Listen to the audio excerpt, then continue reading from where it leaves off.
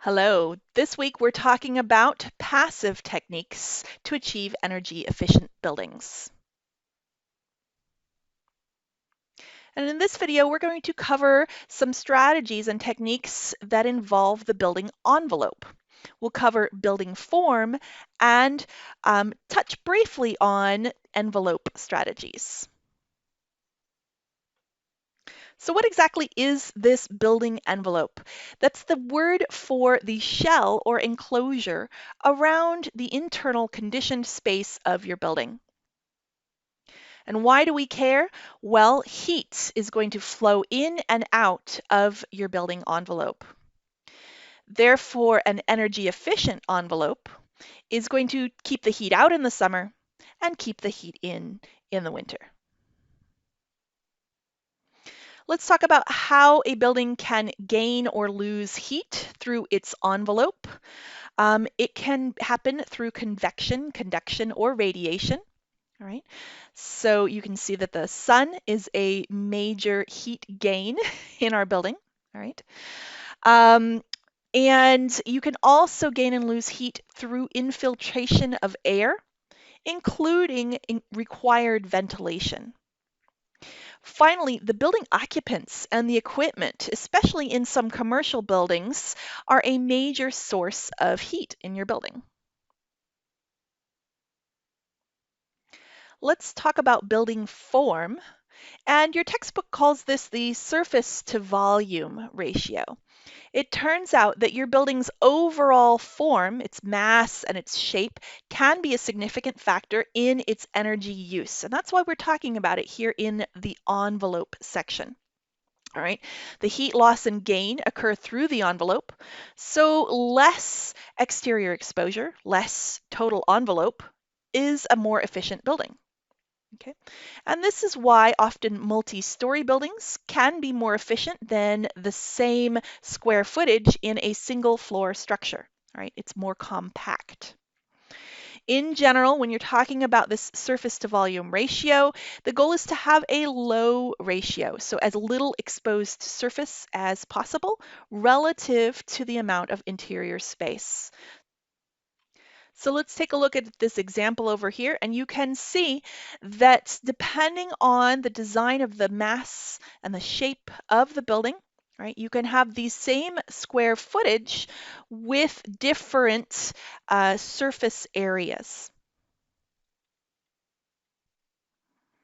So you think, oh, the more compact the building, the better, right? Well, no. There's some trade-offs to think about here. And the first one is with daylighting. All right. A large or wide floor plate might be more efficient for heating or cooling, but it means deeper spaces, farther removed from daylight, from views, and natural ventilation. Take a look at this illustration here. If we went for a more compact building that ended up with a larger floor plate, all right, on the left, you see that the daylight only penetrates to half the usable floor space in this building. There's large areas here that will need to have artificial lighting all day long.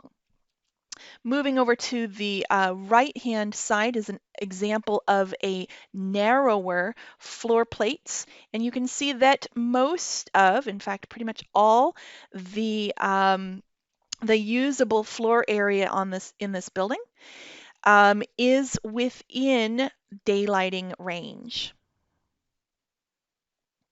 The second caveat or factor to keep in mind is that that surface to volume ratio was really only talking about buildings that are artificially, mechanically heated and cooled, all right, and are in a temperate to cool climate. So let's talk about climate and vernacular form. Right. Climate responsive buildings in general use less energy and are less contributors to global warming. And so what you have is a ideal building shape that varies wildly based on climate. Let's take a look at this example here. We were talking about a compact building form, which is more appropriate for the temperate to cold climates. All right. When you move into the warmer climates, whether that's hot and dry or hot and humid climate, you end up wanting to open up the building more than keep it closed and tight. All right. And you'll see this based on vernacular architecture. Vernacular architecture is design that's based on local needs, local materials, and local traditions. The majority of buildings used to be based on vernacular design, right? And we've moved away from that.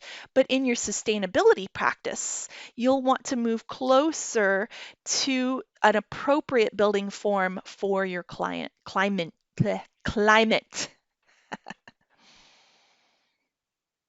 So in this video, we're covering the building envelope. So let's talk about some of the different design strategies that will make the envelope of your building more energy efficient. And your textbook covers many of them, including double envelope construction, can't even say that one, double envelope construction, earth berms, windows and glazing, insulation, cool roofs, and radiant barriers.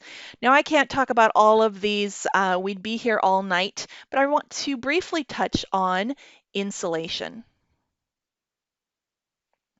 What is thermal insulation? It is a material that controls the flow of heat through the building envelope. Therefore, we prevent heat loss or heat gain and reduce energy requirements. Where do you need thermal insulation? Well, you want to place it anywhere where there's a boundary between heated or conditioned and unheated or unconditioned spaces.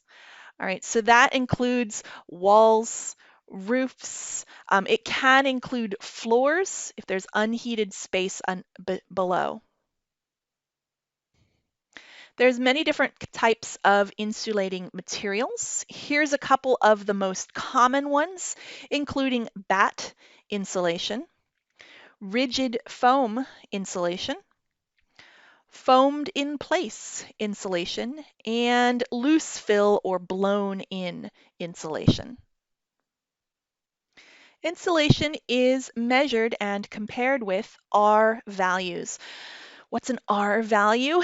It's a metric or a measurement of thermal resistance.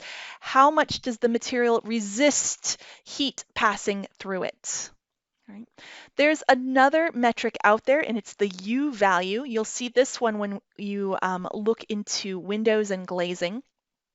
Turns out U is the reciprocal of R, all right, and it's a measure of thermal transmittance.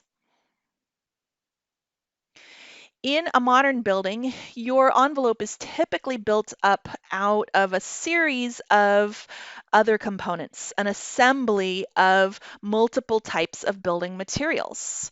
So how can we measure the R value of all of these different materials? Do we really have to build like a sample wall and perform an experiment? No. It turns out that you can simply sum up or add up the R values of individual components to get a total for the assembly.